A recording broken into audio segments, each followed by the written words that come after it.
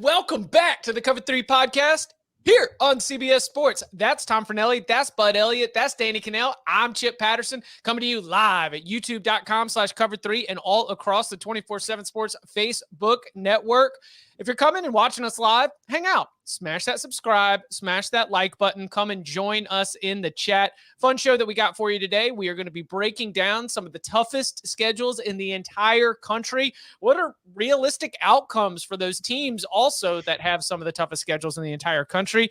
We reportedly have a new commissioner from the Big 12, and it is not the kind of, internal hire that we are used to for Power 5 conference commissioners. It is not a athletic director that we have seen in recent years. And so we're going to discuss that, maybe what it might mean for the Big 12 moving forward. Also, the ACC saying goodbye to the Atlantic and Coastal divisions. We'll get into that 3-5-5 scheduling plan, identify some teams who've got the better end of that draw and other takeaways. But we begin with a look at what's going on in Los Angeles. Bud Elliott, if you have been following him on Twitter at BudElliott3, then you have seen he is on site at the Elite 11 competition. That includes some of the top quarterbacks in the high school level, especially from the 2023 cycle. It also includes some of the top quarterbacks in college football right now. I saw you were able to share a little bit of footage of the camp counselors as they are for the competition. They are throwing the ball around. So wanted to start with just some overall thoughts, what the notebook is looking like after, first day or 1 day of competition. How are things going at Elite 11? They're going really well. So day one is not really much of a competition. It's more just, hey, here's the drills and the general things we're going to try to work on out here this week. It's really a competition. I call day one more of a camp, and the final 2 days more of a competition. I like check-in too. You see these guys in shorts and t-shirt, and they're walking, one after another, and it's just you pick out physical difference. It's like, oh, okay, so they're both 6'3", 205, but the one kid is a little more, filled out looking. The other guy's got, more width to him. You shake all their hands. You're like, whoa, okay, that guy should be playing D-end if this quarterback thing doesn't work out, or maybe the one's got Kenny Pickett hands, right? But there were a couple guys who really stood out to me. Dante Moore. Out of Detroit. Obviously, we talked about how important that would be for Michigan to get him. Doesn't look like they're going to get him. Oregon seems to be in a pretty prime spot there, which would be huge for Dan Lanning. I just thought he had such a consistent, smooth stroke. It was easy velo off the hand. Footwork was pretty clean. Just a guy that you can see being very productive at the college level. And he was throwing next to C.J. Stroud and Devin Leary and Dorian Thompson-Robinson and Caleb Williams, all of whom just they're so much thicker than they were in high school, right? That muscle milk hits hard, or I guess no free ads. But anyway, they're much bigger than they were. And there's certainly a difference in the way the ball comes off guys who are about to get drafted hands, but not that much difference. And he really looked like he belonged there. And then he stepped up and he hit the crossbar in the 50-yard crossbar throw challenge after Caleb Williams did it twice in a row on 2 consecutive throws. So that's some serious ability right there. He looked pretty good. Jackson Arnold, actually, who was committed to Oklahoma, big time arm, just easy velo on that kid. And we'll give something for Clemson fans here. Obviously, they missed out on Arch Manning. They kind of bailed out on that process. They hit the eject button a little bit earlier than some other teams did. Chris Vazina in person is pretty physically impressive. That's a well-built kid. He moves well. It's a nice group out here, even without Arch Manning, and I think there's a chance for a number of guys to step up and maybe challenge him for that number one spot if they can have a special week. If you hit the crossbar enough, do you get bumped up in your rating? Yeah. I move you from like a 99 to a 1.0. Isn't Jaden Rashada in the house? He is. Have we gotten a chance to hear from him? Was he buying? He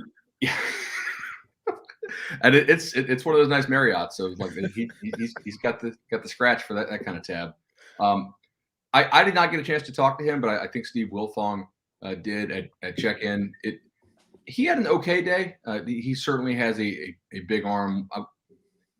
Look, there's 4 or 5 stations, so I'm just watching 1 or 2 stations to try to rotate around. That's one of the reasons. Back when I was with SB, I was always kind of jealous of 247 because they would have an army of guys out here, right? 24/7 Sports, and I would be one guy. I was like, I always have to preface my stuff. Hey, I'm trying to be out here. I go to all the events. I don't want to take any off, but I'm not getting to see every single rep of every kid. we get to see every rep, every kick. We have enough people to cover all the stations who have been doing this for a long time. But I don't think I would have had him in like a top 5 from yesterday. But again, some of these dudes do some of these drills more than others. And I like day 2 and day 3 for the evaluation purpose a lot better. Day 1 is more just what's the throwing motion look like in person compared to what we saw on tape, and how does the kid carry himself? Dante Moore's recruitment. You mentioned we've discussed the Michigan quarterback plan and how when you weren't going to be able to get CJ Card goes to Notre Dame, then a lot more pressure was put on Dante Moore. You mentioned Dante Moore now looking like he might be Oregon is in a good position for him. What has the story of that recruitment been, and sort of what do you see from him as a prospect? Yeah, so he's just a very consistent, accurate player. I actually saw him, I think, going back to my notes, either 2 years ago or 3 years ago as an underclassman in the Elite 11 Orlando Regional. And as you guys know, I'm usually not real big on quarterbacks from the state of Florida. Except for Danny, most of them don't seem to work out. So he popped pretty easy down here. And he's very polished, but it doesn't seem like he's tapped out, right? He's not one of these guys who looks like he's 28. He still has some room to grow. Oregon, I think, is in a good spot for him. Obviously, Texas A&M is in it as well. But at this point, like most of the talk out here is Oregon. But we've seen curveballs thrown. Florida felt great about Rashada 2 weeks ago until they didn't. So follow him at Bud Elliott 3, 2 more days. He's also on CBS Sports HQ and, of course, 24/7 Sports. As he mentioned, there is an army and just updates on all of those top players. Any availability that they're able to get, they are turning it around. So be sure to pay attention to that. Before we get into the future of ACC scheduling and some of the toughest schedules in the entire country, just a unique angle to the transition of power in the Big 12. Bob Bowlesby announced that he was not going to be continuing as the Big 12 commissioner, and CBS Sports' Dennis Dodd is reporting that the Big 12 is targeting Brett Yormark, the longtime Northeastern sports executive and current COO of Jay-Z's Rock Nation, to be the next commissioner. Now, the Big 12 has not confirmed any of this. The expectation is that when Big 12 Media Days begin on July 13th, that is when we will see the Big 12 introduce Yormark as the next commissioner. But this is much like, the Big Ten's hire, much like the Pac-12's hire. This is not our traditional pipeline that we've seen. Prior to being at Rock Nation, when he joined as COO back in 2019, he spent 15 years with the Nets, a job he started back in 2005. That he oversaw the franchise's move from New Jersey to Brooklyn. This is very much a professional move. And I was just curious and wanted to kick around. Do you think that the outside the box hire for the Big 12 here is indicative of what we're going to see at the higher levels of college sports? And is there any bonus to this for a conference that is seeing its 2 biggest properties in Texas and Oklahoma run off to the SEC here in the next couple of years? I don't even know that it's outside the box as much as it's just the continuation of the trend that we've already seen. Like, this is, if you look at the Big Ten, Kevin Warren did not come from an NCAA college kind of background. In the Pac-12, George Kliavkoff did not come from an NCAA college athletics background.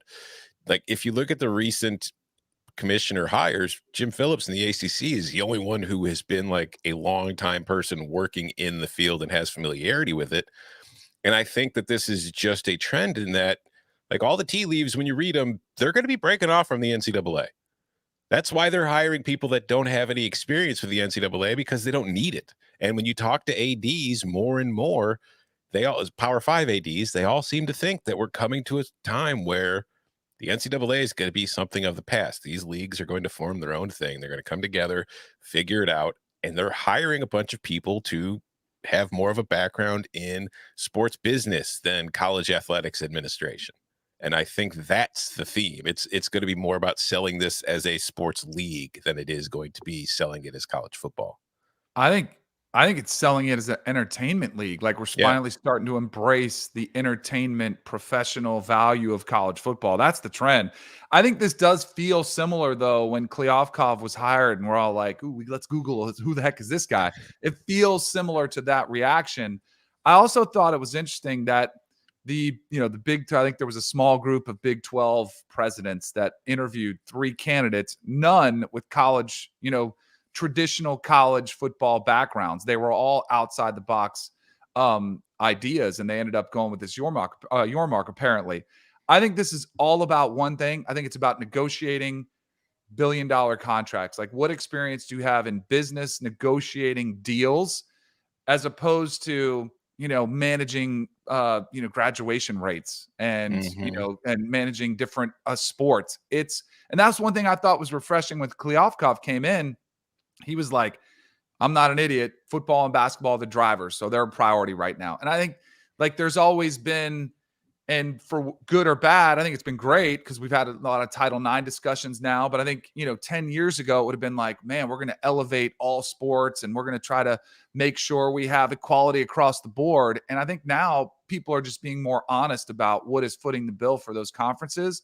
And I think that's why we're going this direction with guys that have experience negotiating big contracts, entertainment industry, television industry. Like that's kind of trend that I see them going. Yeah, I wouldn't be surprised if you see conferences, as far as, like the executive branch of conferences, kind of take on the same kind of model that you see with football coaching staffs, where you're going to have your head coach, but you're going to have a whole lot more analysts and position coaches and all that stuff. Whereas, like you were saying, Danny, like Yormark's not coming in to worry about the Big 12 swim team, nor was Kliavkoff. I think you're going to see a situation where conferences are going to have their commissioner, who's probably going to be in charge of football and television and all that stuff for the most part. And you're going to have, like deputies or whatever the heck you want to call them, assistants to the commissioner who are running the Olympic sports, who are taking care of the stuff that is still within the sanction of the NCAA and that kind of stuff to make sure that they're fitting those rules. But he's going to be more of a bigger picture, and he's going to have, deputies doing the smaller picture stuff. That's my prediction for what most conferences are going to look like in the future. Wasn't one of the ideas from the Pac-12? Didn't they float co-commissioners like for that specific? I think it was one of, I would like, and I totally agree with you. I think they'll have the conference commissioner and then a bunch of people under him to make sure the other departments are moving along the way they should. Yeah, you're going to have a CEO and a COO, except the E will be for entertainment and the O will be for Olympic sports. Well, we're not worried about keeping university presidents as happy, right? What, like, part of the conference commissioner's job was to be able to sit in those rooms with all the academics and be able to keep them happy. If we are moving towards the entertainment product, which is a very good observation. And it's funny because a friend, Michael Felder, one of our friends, Stadium, Hand in the Dirt podcast, he likes to say some people don't like college football. College football is their favorite TV show. They don't actually love football, but they love watching football, and they love the routine of watching football on Saturdays. And that if the sport is going to take the next step here, doesn't this seem like we're all gearing up for, like you said, Danny, just building the best entertainment product that can make the most money and get the most viewers? We are trying to serve the fan who might not love football, but football is their favorite TV show. I got a question for you guys. Yeah. Is this a good job? The Big 12 would you want, let's say you had options, which I feel like Yormark probably did. Is this a job you'd be running to take? Or would you because all the uncertainty, the Big 12 is vulnerable right now, especially with Oklahoma, Texas leaving. And I know they're getting the 4 new teams, but from all the coaches that I talk to, they feel like a split is coming. There's going to be 30, 40, 50 teams in this super conference. Where does that leave the Big 12? All right. I mean, you could say the same for any conference, but I think you would feel like Sankey and Warren are pretty safe, right? Like they're going to be a part of it. The other two, I feel like are going to be a part of it, but who knows? But I feel like this is one of those ones where and maybe this is what makes it such an integral hire, is that I feel like the Big 12 has the most uncertainty. All right. I think this is probably a great job, actually. So a couple things. One, I hear the same thing from coaches, Danny, that they think it's going to be like 35 to 40 teams. But I don't have any reason to believe that the coaches actually know. And every time we see conference realignment, we see all these teams trying to jump up into better conferences or better divisions, right? How many teams are like Jacksonville State is making the jump to FBS? programs are always going to bet on themselves, and they're going to step up and they're going to be like, hey, I'll take those losses. And some of these teams don't want to go 5-7 every year. You need some teams that you can actually beat. And a couple teams will be okay, going 1-9 every year if they are in the Super League, just because they want to take that check. So I think that the Super League will be bigger than that. I think the Big 12 is pretty safely in my estimation. And I think that's probably where you can draw the cutoff, right? The Power Five as of right now, plus maybe a couple independent. Notre Dame obviously would get in, maybe for ratings if you wanted the service academies to play. They don't really need the money. But you would be the least talented teams in that league on average by a pretty good bit. If you look at the recruiting, we got blue chip ratio coming out next week. Nobody in the new Big 12 is even close to being a national championship quality roster. Like, they're 3 seasons of recruiting away at best.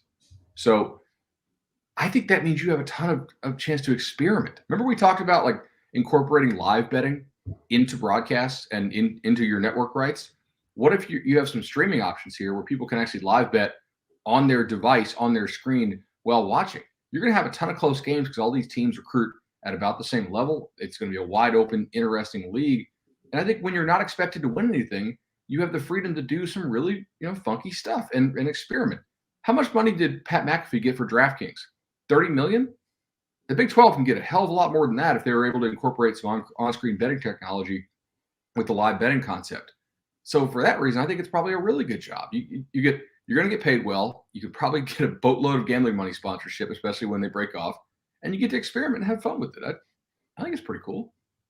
Yeah, I think in relation to other conference commissioner jobs right now, it's a pretty decent job to get to, because like Bud's intimating, you're taking over in a new era where things are going to be changing. So you can kind of put, you're probably going to have more freedom to put your fingerprint on what the league's going to be in the future. You're going to be able to have the new television deals. You're going to be able to do stuff with that. Whereas, like, compared to the ACC job Jim Phillips just took, you're kind of stuck in a pretty crappy situation for a while that I don't know that you're going to be able to get out of. You've kind of just got to maintain rather than grow things or be able to put your stamp on it. So I think from that perspective, it's a good job. And I also think it depends on what his overall ambitions are. Like, if he's running an agency now, so he's already kind of in that world.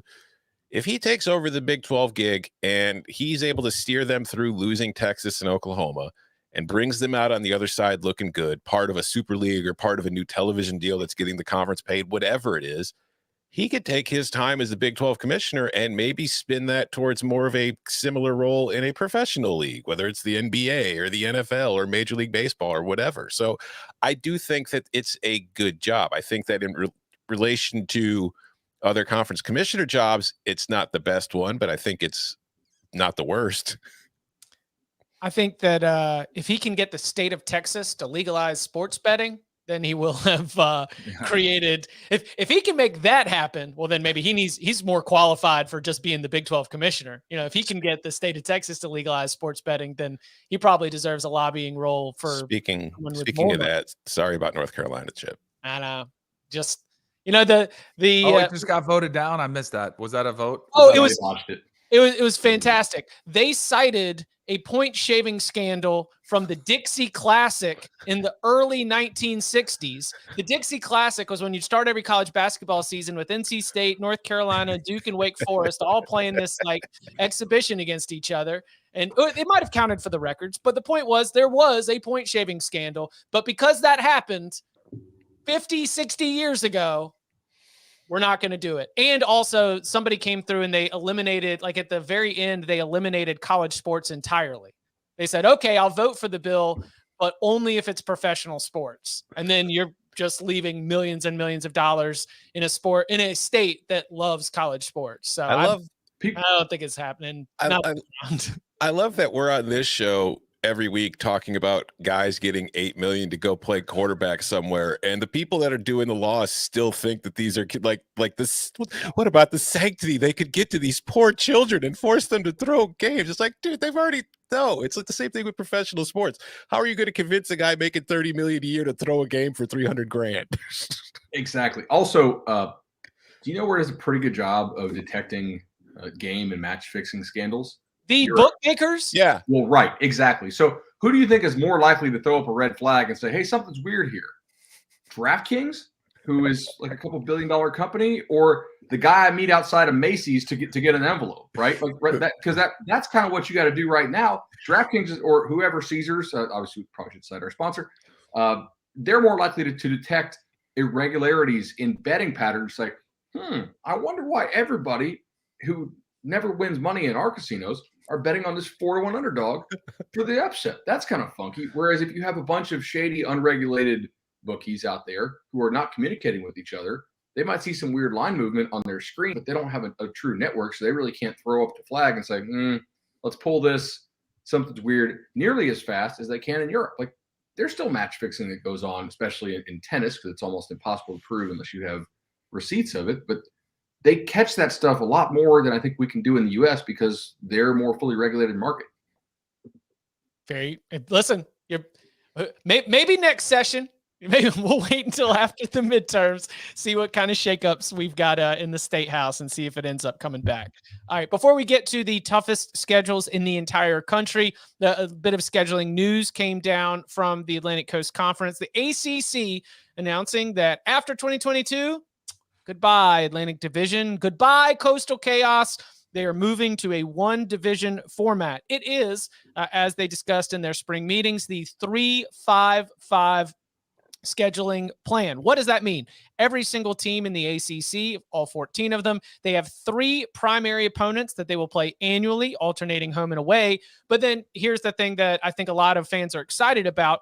You know, the rest of your 8-game schedule will have 5 teams that are not your primary opponents one year. Then the next year, change them out for another 5. So what does it mean? It means that when a player is at a college football program, if he is there for 4 years, then across those 4 years with the 3-5-5 rotation, he will get to see every team in the ACC and get to see every team in the ACC, both home and away. The one division, of course, gives us an opportunity, probably sets up the ACC to have the best possible ACC championship game. There's also maybe a couple takeaways from the draw and the primary opponents who did or did not get assigned to all these different teams. Before we hit the break, wanted to see what everyone thought about the 3-5-5 schedule announcement, but then also the primary opponents as they were assigned. Why can't they do it for this year? I guess it's too late. Thank you. Thank you. Yeah, it's for me.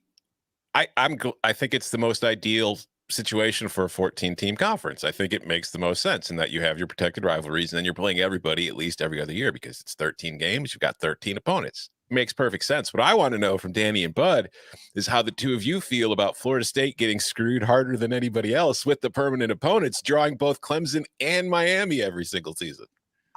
I just don't think you have room to complain if you're in the ACC about schedule strength.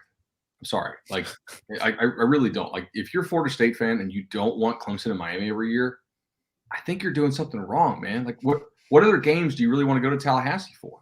I guarantee you FSU, like, begged for Clemson and Miami to be on the schedule, right? I think they also probably wanted Georgia Tech, maybe, but I don't know if Georgia Tech wanted that smoke because they already have 2 other really difficult teams. And I also think that opposing ADs would probably riot if you gave the Yellow Jackets, who already have a great media market, in theory at least, Clemson, Louisville, and FSU, 3 fan bases that actually do travel to road games, right? Like there's a couple teams in this league that just don't buy tickets and don't go anywhere. Virginia fans don't come to your stadium. Duke fans don't. Wake fans don't. Hokies travel pretty well. I'm trying, Danny, who else doesn't travel? Boston College fans do not travel to road games in the ACC. Mm-hmm. Syracuse kind of sneakily does. Maybe it's because it's a private school. They got a lot of money. Does Pitt travel? No, Syracuse and Pitt, from what I've seen, it's transplants. They're just all over the place. Yeah. Like as the Northeast has continued to migrate further down the coast, you see them pop up more. You want a conspiracy theory that I floated on Twitter, by the way? Sure. I don't think it's true now. I think I know the real reason why FSU didn't get Georgia Tech. I don't think they wanted, that smoke. Not that FSU is actually that good right now, but in theory. So Atlanta is one of the biggest alumni bases for the Noles. I think it's actually the 3rd biggest. And you got a lot of casual fans in Atlanta. If you allow the Noles to come there every 2 years, it's less of an incentive for those folks to get down to Tallahassee. it's kind of the same thing. Like, why don't you play more games in Tampa or Orlando to be a little closer to your fans? Well, if you get that, then you may not have quite the impetus to get down for a game. Just spitballing. I think that I need to come up with a good way to maybe call them like NI Louisville or something like that. Like just whatever, some way to merge Louisville and NIL, because if they get to go to Atlanta and South Florida, like that's really good recruiting right there for Scott Satterfield and that machine that they've got rolling. The strangest permanent partner to me off the just looking at it off the cuff, I was like Virginia Tech and Wake. And then I remembered that the 0-0 game. I remember the campuses are 90 minutes away. And of course, the 0-0 game with Frank Beamer's arms up in the air. NC State catches Clemson, Duke, and in North Carolina. So they're saying goodbye to Wake Forest, which was a little bit of a rivalry. NC State and Clemson have the old Textile Bowl. So there's a little bit of history right there. My number one statement after I looked at the chart and I was trying to note who got the better or worst end of the deal. The thing that is great about this 3-5-5 model for this ACC is that you are going to be playing everyone across 2 years. So it is inherently so much more balanced than it was with the previous 2-division model. So North Carolina and Wake no longer need to schedule out of conference games against one another. Exactly. And they still could if they wanted to, but They could. Exactly. Yeah, they're going to see each other every other year. So then it works out. Hokies got screwed, right? You get no Georgia Tech, no Miami. Those are the two games when I think Virginia Tech, I think since joining the ACC, the two games I like watching these guys play the most are generally Georgia Tech, because that was Paul Johnson against Beamer, and then Miami. Like, they've had some classics, even back to the old Big East days. And I don't know, if you're a Virginia Tech fan, you could probably win a lot of games with the permanent opponents you got, but are you actually excited to watch those games? I think with Pitt, because you've got Big East bloodlines there still as well. So I think that could develop into something. Like Chip said, the Wake game, I don't know if that's really ever going to be a rivalry, but I don't know. Save it on gas, baby. That gets Virginia Tech. I mean, that's bad for Wake. That gets Virginia Tech fans at Wake Stadium. You got to defend home turf there at Truist Field. Do you guys count this as an 8-game conference schedule, or the Notre Dame X Factor? Does that make it 8.5? Like, because I'm a fan of 9 conference games, right? And so that was the one thing I was kind of bummed about. But then you throw in the Notre Dame wild card. It's like, all right, you can kind of see why maybe not. But that was my two things that I noticed was, why couldn't we do it this year? The Pac-12 did it. Like we made schedules during COVID and we flipped on a script. Why couldn't we just implement this now?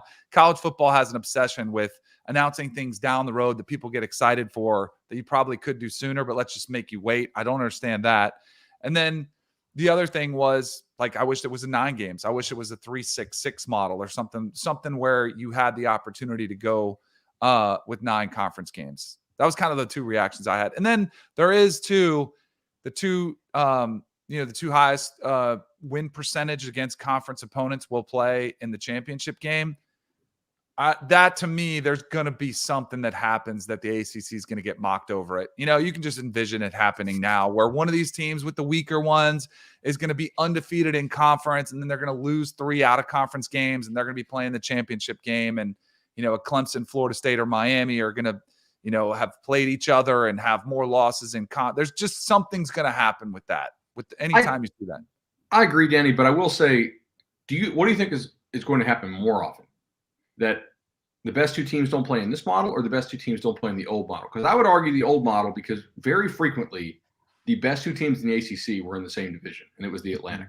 It was 11-14. Clemson and Florida State, if you were to power rank them, there was a 4 to 5 year run where whoever won that game was going to represent the division, but the other one was going to go to the second best bowl because they were the second best team.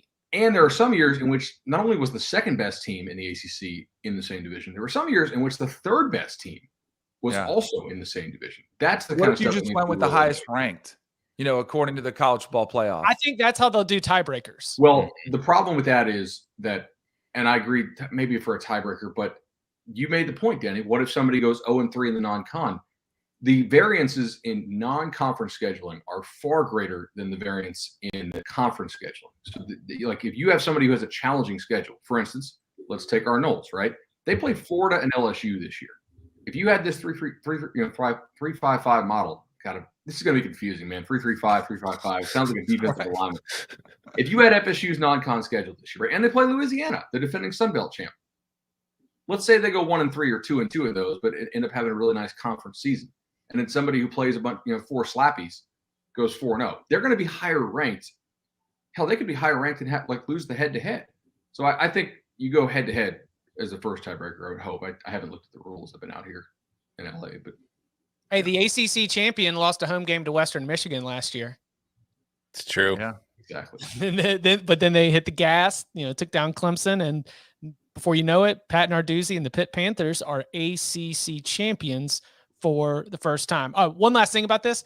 23 through 26, that's all they did. When they did that big grant of rights agreement, they tried to show you the scheduling model out to 2036. I think they learned their lesson. Mm-hmm. We're not going to be doing this 20 years in advance. We're going to give you bite-sized portions, and that should also take us right up into the introduction of the new college football playoff or the next era of college football. So we're only doing baby steps here. So it does look like the ACC has at least learned its lesson on that front.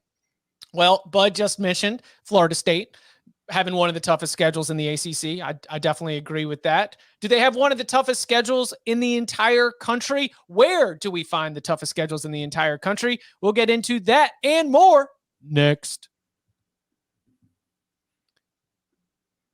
Back here on the Cover 3 podcast, want to, as we continue our preparation, win totals again, as long as enough people subscribe, we may or may not start releasing them July 11th.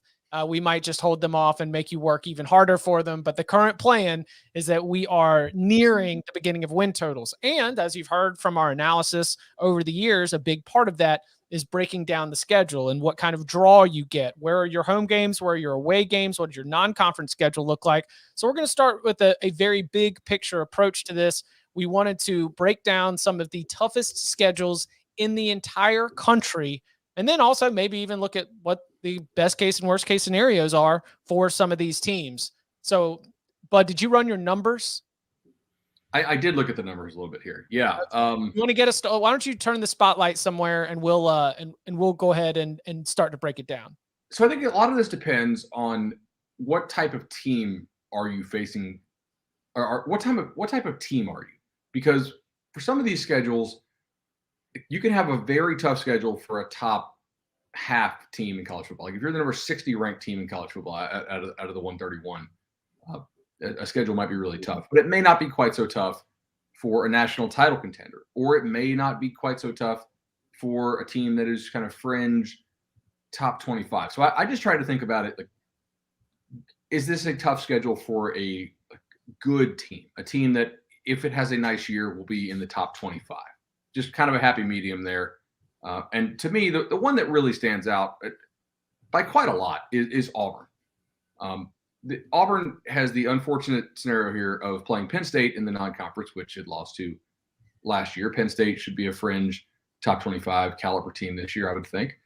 They have to play LSU. They have to play Alabama. They have to play Texas A&M, Ole Miss, Mississippi State, Arkansas, because they're in the SEC West. However, their cross opponents are also very difficult this year. They have to play Georgia from the East, which that's kind of the formula. If you're an SEC West team and you play Georgia every year and you schedule a big-time P5 non-conference, you have a really good shot of rating number one on my list of the most difficult schedules. And their other opponent from the East is I'm blanking on Missouri.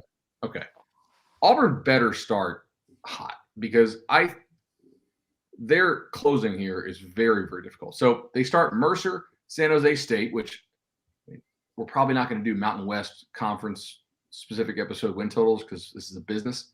But I think San Jose State's probably pretty good, like within that league. They're not going to pick them to win the league, but that's my number 4 team in the Mountain West. So that's not a cakewalk. They're not going to beat Auburn, but if Auburn is looking ahead to Penn State, they could give Auburn some trouble. Then, like I said, Penn State, Missouri, LSU. You better start 4-1 there because then here it comes. At Georgia, at Ole Miss, bye week, gonna need it. Arkansas, at Mississippi State, Texas A&M, host Western Kentucky, which You won't lose, but that's not really an SEC SoCon Challenge week type game. You're going to have to play. How long before that game is put away? 40 minutes? They're going to throw the ball a million times. It's going to be a 5-hour game. You're pretty tired legs. And then you got to go play on the road at Alabama. So Auburn's my number one most difficult schedule for a decent team to play.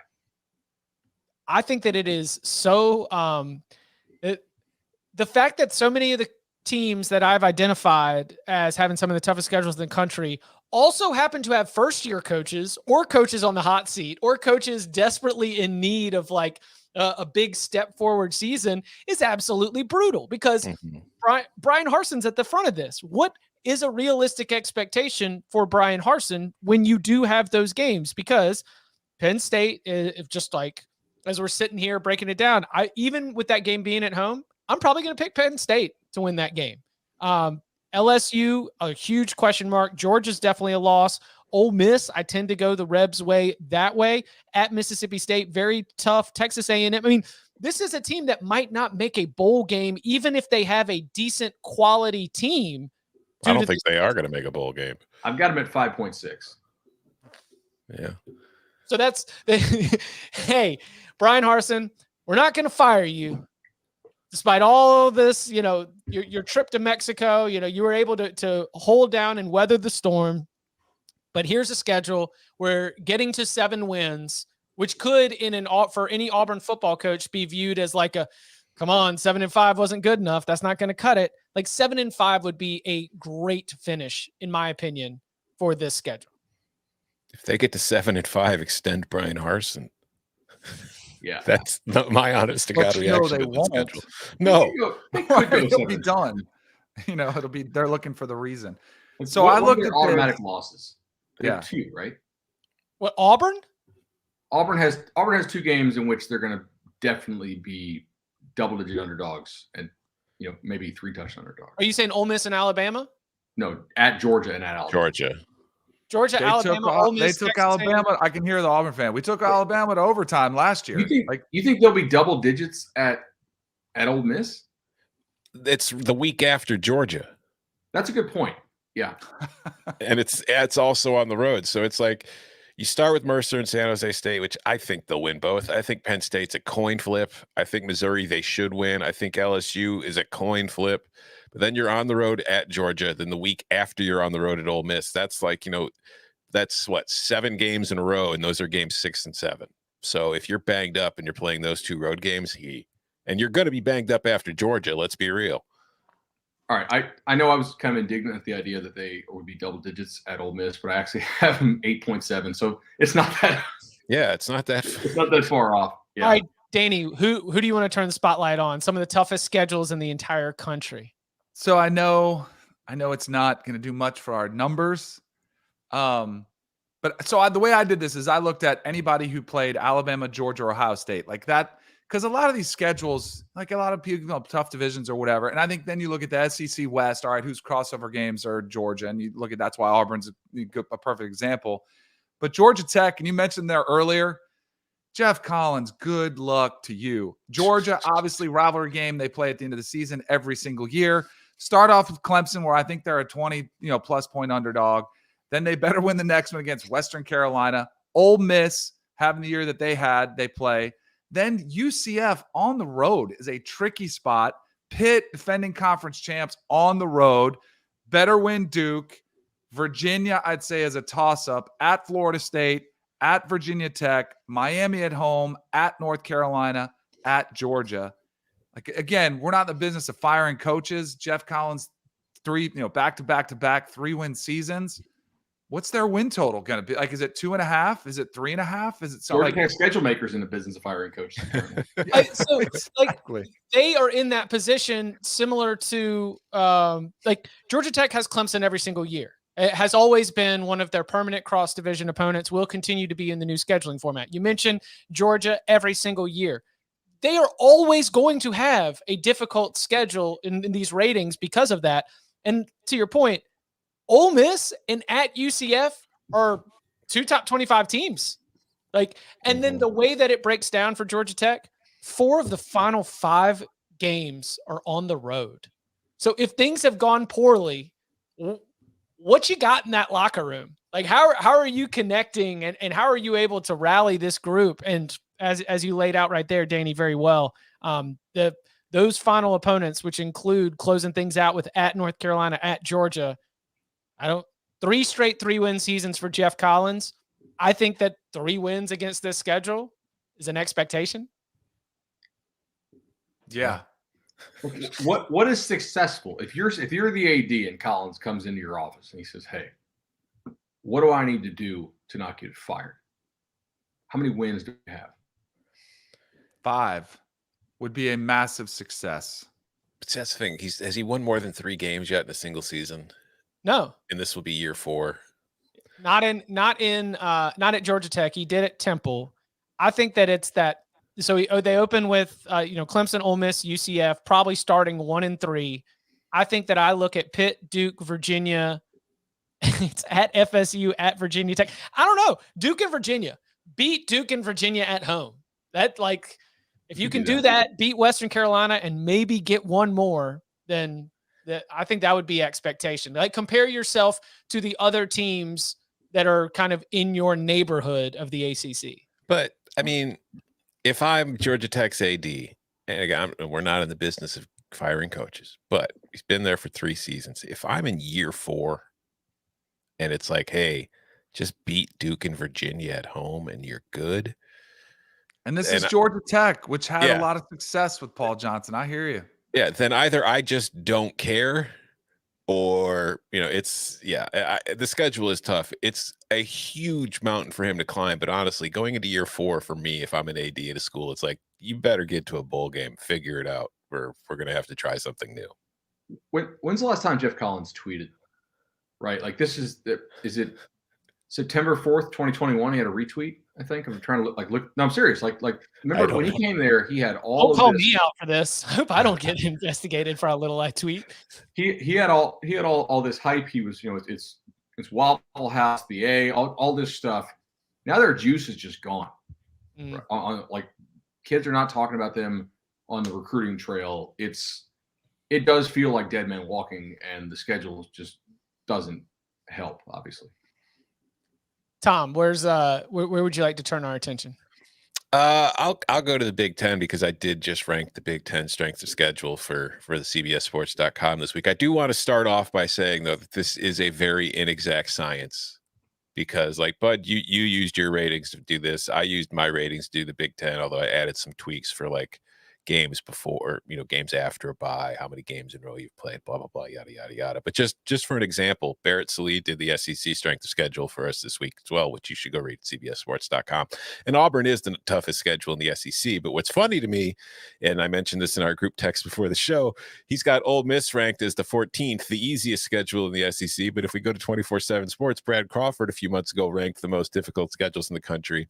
He's got Ole Miss as having the 11th most difficult, and Barrett's got him as the 14th most difficult within their own conference, which goes to show it's not an exact science. But anyways, in the Big Ten, I think, based on my ratings, Maryland has the toughest schedule in the conference. It's got 2 killer stretches. Like, the non-con starts with Buffalo and then at Charlotte, which is really at Jerry Richardson Stadium, home of the Carolina Panthers, which I think are going to be wins. But I think their third non-conference game against SMU, that's going to be a difficult one, simply because Maryland doesn't really play much defense. So that's probably going to be shootout kind of coin flip game. But where it really gets difficult is they start conference play at Michigan, and then they get Michigan State. Then they get a few coin flip games against Purdue, Indiana, Northwestern, and they get their bye. And then this is November for the Terps at Wisconsin, at Penn State, Ohio State, and then you finish up with Rutgers. But by the time you get to that game, you might be dead. So there's no guarantee you're going to win that game. So when you're in the Big Ten East and you've already got to play Michigan State, Michigan, and Penn State, drawing in Ohio State, drawing Wisconsin on the road from the West is just mean. So Maryland's in a tough situation. But I think the more important schedule in the Big Ten as far as difficulty, Ohio State finished second. And it's, when you look at this, they opened the year with Notre Dame in Columbus. Now, I don't think Notre Dame is going to be a playoff team this year, but it's still Notre Dame. It's still not going to be an easy opponent. And we saw what happened last year against Oregon, kind of killed Ohio State's playoff hopes in the end. Arkansas State, not worried about. Toledo, I'm not worried about, but Toledo is probably one of the two. I would say if Toledo wins the MAC this year, I don't think it would surprise any of us. So that's a decent non-con game. But then you get Wisconsin, a draw from the West in Columbus, Rutgers. You're at Michigan State. You have your bye. Then you get Iowa from the West before you're on the road against Penn State. And then you're on the road against Northwestern. And then you finish with Indiana, at Maryland, Michigan. So you've got your Big Ten East schedule where you get Michigan State, Penn State, and then Michigan, the other Michigan one that I didn't already say. But then you're drawing both Wisconsin and Iowa from the West. Then you're adding Notre Dame in non-conference. Like, that's what, 1, 2, 3 teams on your schedule that have been to the college football playoff before. A team that's the perennial favorite in the West, a Michigan State team that, it's taken a step forward. Iowa, that's a perennial favorite in the West. Penn State, which I think is due for a bounce back. Like, I think Ohio State's going to go 11-1 at worst, but that's still a really tough schedule for somebody who is, expected to reach the playoff to face. So it's like, if they lose twice, it's not going to be a shock to me. It's so interesting that Ohio State still is able to do that, because Ohio State, in terms of strength of schedule, if you wanted a tough strength of schedule, has the advantage of not playing Ohio State. Mm-hmm. Like, inherently, because Ohio State can't play Ohio State, they are missing one of the toughest opponents, the toughest opponent probably from a ratings perspective in the Big Ten. I wanted to turn the spotlight on Notre Dame. I think Notre Dame has one of the toughest schedules in the country, and a lot of it starts with the fact that they are in the shoe right there on September 3rd in primetime against Ohio State. That schedule also includes finishing the year on the road at USC. Ohio State, USC. Oh, yeah, by the way, Clemson's coming to town on November 5th. I mean, I think Notre Dame under Marcus Freeman year one could have a great team, go 9-3, and be looking up as they're playing in the New Year's Six Bowl, and their 3 losses are to 3 college football playoff teams. Like, this is a very, very difficult schedule that also includes a road trip to North Carolina at the end of September. The rest of the road games are much more manageable, as it really is just a neutral site against BYU. Could be tricky. And then they're going to go to play Syracuse in the Dome. Home draw, Marshall, Cal, Stanford, UNLV, and then they're going to Baltimore to play Navy. Notre Dame has a claim that they are always putting together one of the toughest schedules in the country. You always are going to have some of those traditional games and a couple of times a year where Notre Dame is going to be a heavy, heavy favorite. Yet every year they end up near the top of the strength of schedule ratings. I think that Notre Dame, again, Ohio State, USC, Clemson, and then a couple tricky spots there. This is a team that could be playoff caliber in a vacuum on a neutral field, and yet wind up 8-4, 9-3 at the end of the season. Yeah, one of my favorite college football fan narratives that you hear every year is that Notre Dame plays an easy schedule, and Notre Dame never plays an easy schedule. It's like, yeah, they have some games it's like they think because they play Navy or they'll play UNLV, like it's an easy schedule. Like the other programs in the country aren't playing bottom tier teams in non-con and in their own conference. It's like year in and year out, it might not be the most difficult, but Notre Dame never has an easy schedule. I'm not sure there's a schedule in the country that offers more potential variance in terms of opponent quality. I've looked at this thing, and I've not bet Notre Dame's win total, like my personal stuff, yet. But there are so many teams here that I think could be a good bit better than people think, or could also be a lot worse than people think. Like, Ohio State is not one of those teams. I'm pretty sure Ohio State is really good, but I don't know exactly what to make of Marshall this year. They lost their quarterback, Grant Wells, as a transfer to the Hokies. Is Cal going to have an offense? Because if Cal has an offense, that's a game that if Notre Dame plays its C game and Cal plays out of its mind, they could win, even in Notre Dame Stadium. How is UNC? Are they actually a post-type sleeper? Is their strength program any good? Are they going to get pushed around like they did last year? Or do they just get pushed around because they were a bunch of young guys and now they have another year in the weight room and they're okay? I think BYU is probably pretty good. Like Notre Dame, I think they're favored there, but they're not. You're not laying more than a touchdown in Provo, I don't think. I think Stanford's going to suck, but they do have Tanner McKee. Maybe they are a little better than I realized. UNLV, I actually think, is a really improved team, one of my most improved teams in the country. I think they're doing a really nice job building their roster, and I think for the first time in a long time, they will not be bottom 4 in the Mountain West. They actually might be better than Wyoming, too. Syracuse, I am down on Syracuse. David Hale actually likes Syracuse quite a bit this year, and he covers the ACC, and I respect his opinion on ACC teams a lot. So there's a lot of disagreement. Navy probably still a year away. Clemson, Boston College, again, that's another team that's kind of sketchy, but they have an NFL quarterback, I think. And then USC. I mean, power ratings on USC right now are wildly different. I mean, to the point like a full touchdown different from people I respect. I think bottom line, when you look at the schedule, you try to think of how hard it can possibly be. You've got 3 teams that could realistically be in the college football playoff this year on the schedule. You've got Ohio State, Clemson, and USC. If those 3 are 3 of the 4 teams in the SEC champion, it won't be like some sort of, wow, that was a wild, crazy year nobody saw coming. Yep, 100%. I've got Big Ten East teams cycle up a lot. I think Indiana has a really tough schedule, probably has a claim to that. They've placed Cincinnati. Cincinnati also play SEC West teams also cycle up here. Cincinnati also is a big hook on why I think Arkansas has one of the toughest schedules in the entire country. So we have our built-in, SEC West foes that are going to make that difficult. In particular, they're going to be playing at Mississippi State. Arkansas is going to be playing at Texas A&M. They do host Alabama. They do host LSU. They go on the road to play Auburn. So the home-away splits host Ole Miss as well.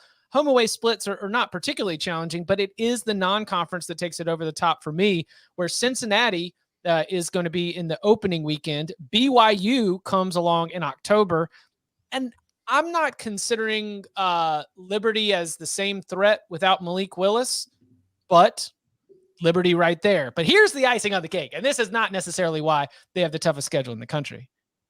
Bobby Petrino is still the head coach at Missouri State, right? Mm-hmm. Will Bobby Petrino wear the Sugar Bowl hat as he returns to Arkansas as Missouri State takes on the Razorbacks on September 17th? Cincinnati, BYU make this really, really tough for Arkansas, a team that's already going to have a difficult draw, but Missouri State makes it one of my favorite schedules in the entire country. Just how shocked would any of us be if Arkansas beat Cincinnati in the opener? Not shocked. Wait, if Arkansas beats them or Cincinnati? They're favored. They're a touchdown Arkansas favorite. is going to be favored by probably a touchdown. Yeah. Yeah, it's going to be interesting to see what Cincinnati looks like this year. I still think they're going to be one of the best teams in the AAC. It's just I feel like we might be giving them, when it comes to schedule rankings, some people might be giving them 2022 Cincinnati rankings. Yeah, 2021. Like considering with all the success or the last 2 years, right? Mm-hmm. You take 2020, 2021, and that goes into the power ratings, your results from recent years. Yeah, let's go ahead and lock it up. If Arkansas does win that game, though, I'm squatting on the see, they shouldn't have been in the playoff take. This proves it. This proves it. Do you know who has a sneaky tough schedule this year, by the way? Who? Northwestern. Yeah. Because they don't get to play themselves, right? And so that's going to hurt. That's going to make their schedule rating tougher. Everybody else in the Big Ten West gets to play Northwestern. Yeah, I had them 4th in the Big Ten. I think I had. Yeah, my Big Ten is very clustered at the top because it's essentially Not if much you're of in a the West, difference. if you're in the West, do you dodge Ohio State or not? If you're in the East, it's do you get Northwestern or not, basically. Yeah, and Northwestern does not dodge Ohio State, and they also get Penn State on top of it, and they also get Maryland on the road because this year the East, with the crossover, it's their year to get 2 home games compared to they flip-flop every year with their 9-game schedule. So yeah, you're drawing Ohio State, Penn State, Maryland. You get Wisconsin at home, but you've got to go on the road for Iowa. You've got to go on the road for Minnesota and Purdue, which when you look at like that kind of stuff, and we'll get into this, I'm sure, on win totals, when you're getting to those coin flip games, traditionally, you want those at home. You don't want them on the road. And a lot of their coin flip games are on the road. How far down your list do you have to go before you find a Big 12 team? Or Pac-12, because Pac-12 has total balance, at least this year too, because with a 9-game schedule and only 6 teams in each division, you play everybody in your division and 4 from the other. See, that's Oregon popped up for me because I was looking at Georgia's opponents. All right, let's see what Oregon does. Oregon's schedule, that one's tough. BYU is a tricky game, but then it's like the rest of they have Utah at home, Washington at home, so I couldn't justify putting them anywhere in this conversation, even close. I mean, I think Baylor's schedule is kind of difficult in that It's not so much the non-con, because when you go to the Big 12, you're not going to find a ton of huge non-conference, like really difficult non-conference schedules. They tend to be pretty smart about it. But their non-con does include the road trip to BYU, and then in conference play, they've got Iowa State on the road, Texas Tech on the road, Oklahoma on the road, Texas on the road. So it's like when you get that kind of draw and you're playing those games on the road, it does add some difficulty to it overall. But yeah, like Big 12 schedules for the most part are kind of all clustered together in my ratings. Texas. Oh, sorry. Go ahead, Chip. I was going to say Texas is the toughest in the Big 12 for me. You got Alabama, UTSA, which is good, and then ULM as is the most favorable one there. There's no FCS team like you find on a lot of Big 12 schedules. ULM. but UTSA, while I'm not expecting UTSA to run back the amazing season they had last year. That is still a very, very difficult challenge for the Longhorns. And so the presence of the Tide and UTSA, where it's at right now under Jeff Traylor, I've got them as probably the toughest in the Big 12. I get that, but what's their toughest road game? At the neutral. At Oklahoma State. At Oklahoma State, at Kansas State, back to back is. But there's a bye tricky between them. Oh yeah, that's true.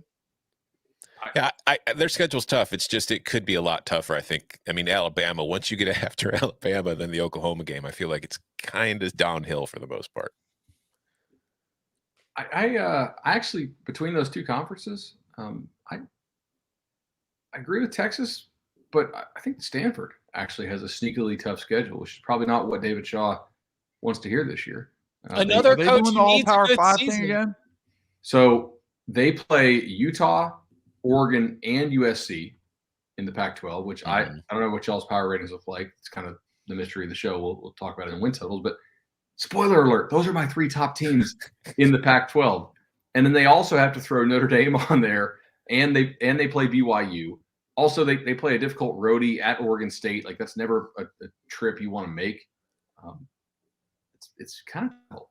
Also, another thing about Stanford's schedule, and I see this a lot, and maybe it's just because of the way they break up their academic calendar, but like they start with Colgate, which whatever, but then they get USC on the road. Then they take their bye in the third week of the season, and they don't take a bye for the rest of the year. No, and that's just bad scheduling in my mind, because you need time off later in the year to recover. I mean, that one of the really bad Clay Helton USC seasons ended that way. I think USC's, their schedule might be similar that way. They had their bye in like week 3 and then just ran off a bunch of games, no breaks. And all of a sudden, when you've got depth issues, well, we've got no time to correct those. You know what I think it is? Just What? off the top of my head here, I think Stanford and USC have one thing in common, Notre Dame, and they kind of rotate when they play them every other year. I think it depends on who gets Notre Dame late that year. They get kind of screwed with their bye situation. We'll keep an eye on that. And as Bud mentioned, a lot of this will play a big factor into our win totals analysis. But we will be back tomorrow, 11 a.m. Eastern time, with questions from the big old bag of mail. A reminder, if you want to add a question to a future mailbag episode, you can do that by leaving us a 5-star review. And in that review, put your mailbag question. We will tackle it in a future mailbag episode. You can follow him on Twitter at Tom Fornelli. You can follow him at Bud Elliott 3. You can follow him at Danny Cannell. You can follow me at Chip_Patterson. Gentlemen, thank you very much. Thank you.